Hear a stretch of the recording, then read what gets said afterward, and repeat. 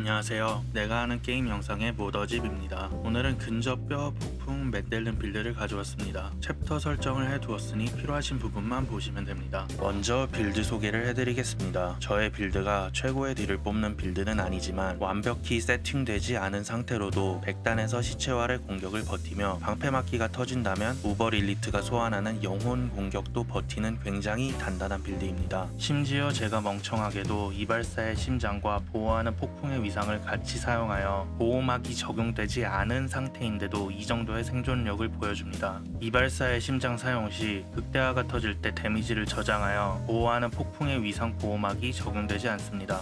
각설하고 이 빌드는 단단하면서도 우버 릴리트와 100단을 클리어할 수 있는 데미지도 나오는 빌드입니다. 또한 무기 공격력에 영향을 받지 않는 맨델린의 특성상 위상만 갖춰진다면 좋은 무기 없이도 준수한 딜을 뽑아낼 수 있습니다. 먼저 빌드의 기본적인 플레이 방식은 뼈 감옥과 뼈 폭풍을 사용한 뒤 시체 촉수를 써주면서 피한계로 진입해 비비는 것 뿐입니다. 섬뜩한 뼈 감옥을 찍으면 뼈 감옥은 내부의 적들을 취약 상태로 유지하기 위해서 초당 약 10회 정도의 속도로 짧은 시간 지속되는 취약을 내부의 적들에게 계속해서 걸어줍니다. 이 취약을 거는 과정에서 맨델른과 잘린 살점이 같이 발동이 되고 있습니다. 이를 이용해 뼈 감옥을 먼저 사용해서 맨델른과 시체 생성을 발동시키고 뼈 폭풍을 켜서 피해 감소, 보호막 극대화 확률 증가를 받습니다. 이어서 시체 촉수를 써서 뼈 감옥 내로 적들을 모아주어 맨델른을 트리거해주면서 피한계로 진입해서 노화를 적들에게 묻히고 시체 소모를 통해 식인을 발동시키며 그림자 마른병 핵심 지속 효과를 빠르게 터뜨립니다. 이어서 스킬, 망자에서 아이템과 정복자를 쭉 한번 보여드리겠습니다.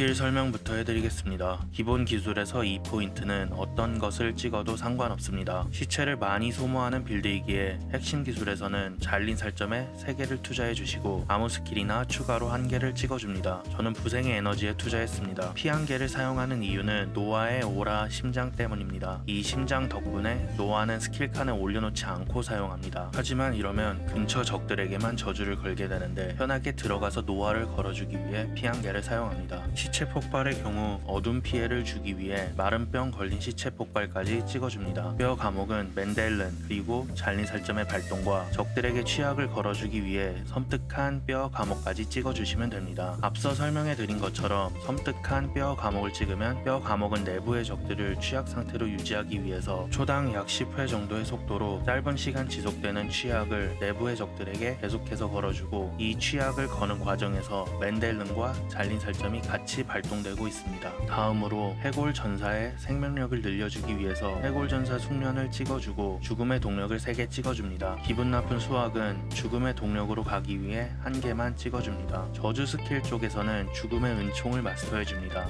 대부분 근접에서 사냥하기에 피해를 증가시키며 받는 피해도 줄여주는 좋은 패시브입니다. 저희는 노화를 항상 발동시킬 것이기 때문에 피해 증폭도 마스터해줍니다. 노화는 쿨타임 감소를 위해 혐오스러운 노화까지 찍어줍니다. 있습니다. 해골 마법학자의 생명력을 늘려주기 위해 해골 마법학자 숙련을 찍어주시고 신성 모독자의 심장을 통해 계속 자동 발동될 시체 촉수는 취약을 위해 역병 걸린 시체 촉수까지 찍어줍니다. 사신의 추적, 어스름, 공포를 저는 마스터해 주었습니다. 사실 저의 빌드에서 주가 되는 딜은 맨델른이라 엄청난 딜 증가를 해주는 패시브는 아니지만 암흑 딜이 틱당 몇천에서 만 단위는 나오기도 하며 무엇보다 딱히 찍을 것이 없어서 찍습니다. 궤적 껍질의 경우 한 개만 찍습니다. 보강 상태의 상시 유지를 위해 찍는 것이 아니라 조금이라도 차 있기만 하면 폭딜이 들어왔을 때 부상 시 피해 감소와 같은 역할을 해주기 때문입니다. 고무적인 지도자는 하수인의 공격 속도를 위해 찍어줍니다. 하수인의 공격 속도가 느리다면 맨델른이 발동을 여러 번 해도 딜은 한 번만 넣게 되는 경우가 생기기 때문입니다. 죽음의 변호는 하수인이 폭발과 같은 공격에 뼈가 순살이 되는 것을 방지하기 위해 찍어줍니다. 정수 속박은 하나만 찍었습니다. 사실 하나조차 찍지 않아도 100단을 도는데 문제가 없었습니다. 현재 신성 모독자의 심장은 하수인이 최대치로 소환되어 있지 않을 때 해골 되살리기를 자동으로 발동시켜줍니다. 다만 최대치인 경우 더 이상 사용되지 않기 때문에 버프와 회복은 직접 사용해 주어야 하지만 해골이 생각보다 잘 죽지 않고 죽어도 잘 부활합니다. 그래서 그냥 하나만 주었습니다. 뼈 폭풍은 최고의 뼈 폭풍까지 찍어주시고 핵심 지속 효과는 그림자 마른병을 찍습니다. 스킬 칸은 이렇게 사용하고 있습니다. 투자하지 않은 스킬 중 주요 스킬 몇 가지만 설명해 드리고 넘어가겠습니다. 먼저 마른병에 초자연적 마른병이 있습니다. 낙하하는 어둠의 위상 사용 시 뼈 감옥에 생기는 마른병 웅덩이에 초자연적 마른병 효과가 적용됩니다. 위상을 넣을 곳이 부족해 채택하지는 않았지만 우버릴리트를 잡을 때는 데미지와 상관없는 위상을 해당 위상으로 교체해서 사용해도 됩니다. 불구의 어둠은 이미 시체 촉수가 확정적으로 스턴을 넣어주기에 따로 찍지 않았습니다. 우버릴리트를 도전할 때는 이 페이지에 보스를 빠르게 스태거 상태로 만들기 위해 사용할 수 있습니다. 그리고 마지막으로 많이 물어보시는 지옥의 사령관입니다.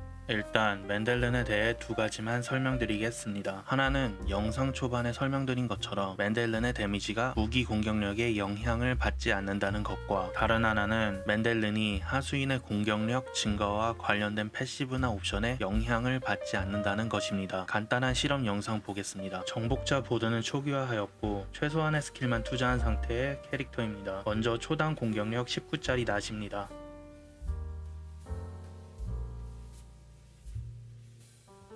다음으로 특별한 옵션은 없는 무기를 준비했습니다.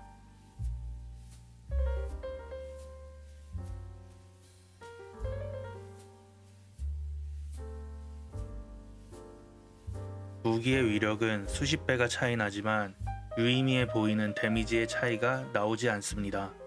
다음으로 지옥의 사령관 실험입니다. 정복자는 초기화 상태이며 위력 19에 기본 낫을 장착했습니다. 스킬은 최소한만 찍었습니다.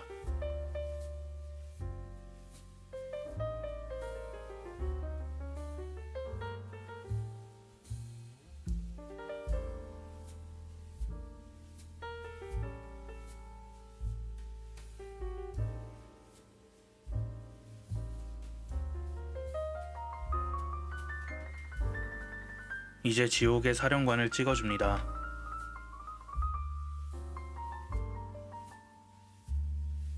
찍기 전후의 차이를 전혀 찾을 수 없습니다. 이러한 이유로 저는 정복자 중 하수인 관련해서는 방어만 투자하였고 하수인을 맨델른의 발사대로만 사용하기 때문에 지옥의 사령관을 찍지 않습니다. 다음으로 망자에서입니다. 시체 소모가 많기 때문에 해골 전사의 경우 수학자를 씁니다. 척후병의 경우 노화를 발동시키지 않기 때문에 선택하지 않으며 방어병의 경우는 특이하게도 7월 7일 패치 이후에 평타가 노화의 쿨타임 감소를 발동시킵니다.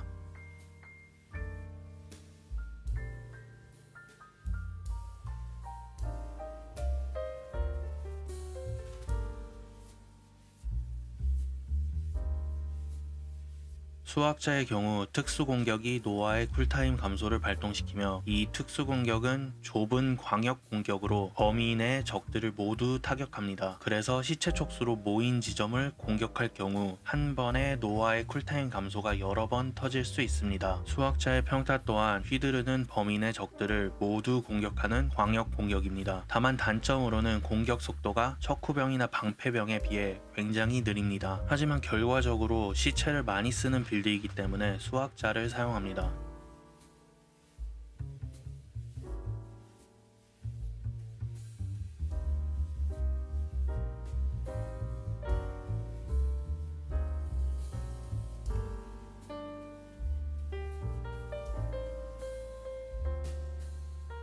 해골 마법학자의 경우 마른병 위상을 빨리 터뜨리기 위해 암흑 마법학자의 추가 그림자탄을 사용합니다. 암흑 마법학자가 그림자 마른병 핵심 지속 효과를 발동하지 않았던 때도 있었지만 지금은 패치로 잘 발동합니다. 골렘의 경우 무쇠 골렘을 희생합니다. 나머지는 그리 큰 이득이 없습니다. 다음으로 아이템입니다. 현재 장착한 아이템을 다시 한번 보여드리겠습니다. 영상 속에서 저는 멍청하게도 같이 발동이 안 되는 이발사의 심장과 보호하는 폭풍의 방어 위상을 같이 착용 중인데 딜을 조금 더 높이시려면 이발사의 심장과 만용을 같이 쓰시고 좀 더 방어적으로 가시려면 보복의 심장과 보호하는 폭풍의 방어 위상을 같이 쓰시면 됩니다. 현재 스펙을 잠깐 말씀드리면 저의 생명력은 15,000을 넘겼습니다. 방패에서 1120, 투구에서 349를 챙겼기 때문인데 투구는 위력이 낮은 투구라 체력 범위가 적습니다. 투구 상의 바지, 반지, 보조무기에 체력을 붙일 수 있으며 부위당 체력은 최대 1164까지 가능합니다. 대략 부위당 1000을 붙일 수 있으니 원하는 옵션들로 채운다면 17,000에서 18,000의 체력은 달성하게 될 것입니다. 또한 목걸이와 725의 위력이 넘는 투구에 총 방어도가 붙는다면 방어력의 경우 8,000 정도는 넘길 수 있습니다. 거기에 철과 피부의 비약까지 더해지면 9,000의 방어력도 가능합니다. 딜은 충분하기 때문에 안정적인 고단의 매핑을 위해 방어적인 측면을 많이 챙겼습니다. 아이템 옵션의 경우 앞에 3가지를 메인으로 챙기시면 됩니다. 기타 옵션은 있으면 좋은 것들로 구하지 못하신다면 다른 것들을 챙기셔도 됩니다. 특히 목걸이 같은 경우에는 챙길 수 있는 옵션이 굉장히 다양합니다. 무기는 행운 적중을 위한 지팡이 또는 근접 피해를 올려주는 단검을 추천드립니다. 추가로 이번 빌드에서는 행운의 적중 확률을 많이 챙겼습니다. 프리시즌 빌드에서는 주로 뼈 감옥으로 맨델른을 발동시켰기에 행운 적중 확률을 챙기지 않았지만 시즌에 와서는 자동으로 시체 폭발과 촉수가 사용되며 뼈 폭풍과 피 안개로 비비기도 하기 때문에 뼈 감옥 이외의 스킬로도 발동이 자주 일어나기에 그렇습니다. 다음으로 보석과 심장입니다. 방어구에는 루비를 사용하고 무기에는 에메랄드 또는 해골을 사용합니다. 에메랄드의 경우 피해 증가를 위해 사용하며 해골은 유지력을 높여주기 위해 깁니다. 사실 해골이 대부분 맵에서는 큰 역할을 하지 못하지만 해골의 경우 처치시 생명력이 붙어 사라트의 은신처와 같이 몹의 수가 많고 지속적인 독템이 들어오는 맵에서는 괜찮은 효율을 보여줍니다. 심장의 경우 신성 모독자의 우리에 갇힌 심장과 노아오라의 우리에 갇힌 심장은 고정으로 사용합니다. 여기에 추가적으로 2가지의 심장을 선택할 수 있습니다. 이발사의 우리에 갇힌 심장은 더 높은 데미지를 보장해주지만 뼈 폭풍 사용 시 보호막이 생기는 폭풍의 방어 위상 발동을 방해합니다. 그래서 이발사 사용 시 고유 아이템 만용을 사용하셔야 하고 우버 릴리트를 잡을 때 사용하시는 것을 추천드립니다. 보복의 우리에 갇힌 심장은 더 안정적인 생존을 보장하기에 고단에서 사용을 추천드리며 이 심장을 사용할 때도 만용을 사용할 수는 있으나 보호하는 폭풍의 방어 위상을 추천드립니다. 마지막으로 정복자입니다. 정복자를 조금 손보면 딜을 추가적으로 뽑을 수 있지만 100단과